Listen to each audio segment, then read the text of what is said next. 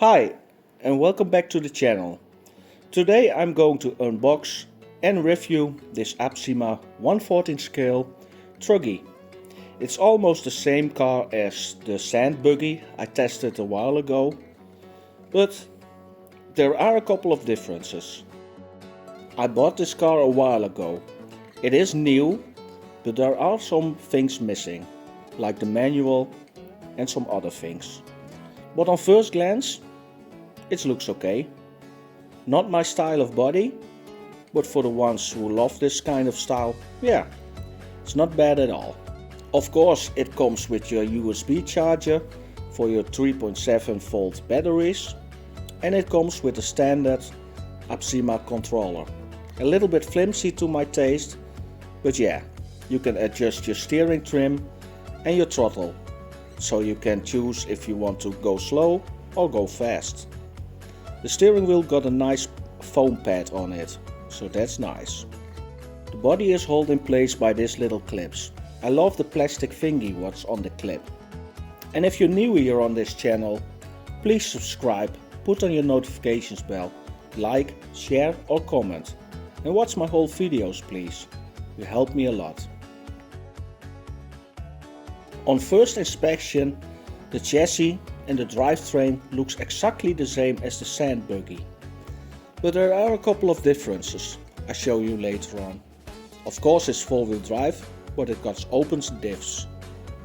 I still love how Absima does this thing with the battery compartment. It's easy and nice to put the batteries in.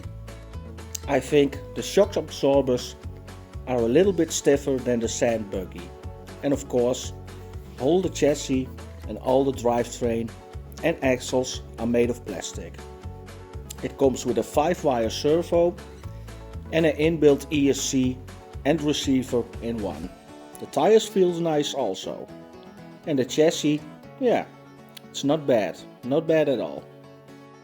And even if it had a 5-wire servo, it's fully proportional. But everything is from plastic and you can't adjust anything. No camber, no toe, nothing. But that's fine for a beginner RC car. You can also change it later on. So, let's put the body on and let's take it out for a drive.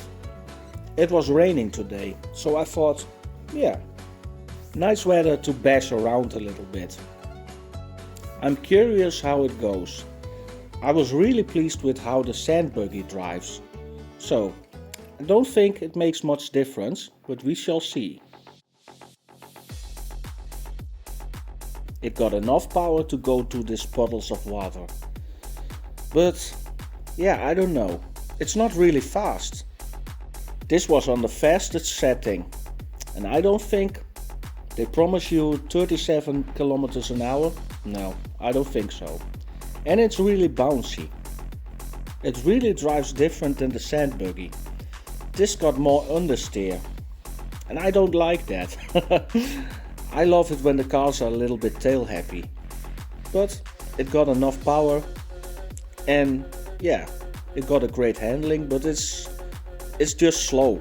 I don't know, maybe it was just this car, maybe a production error, I don't know. But yeah, but it drives okay. So if you ask me, should I buy this car? Yeah, you can.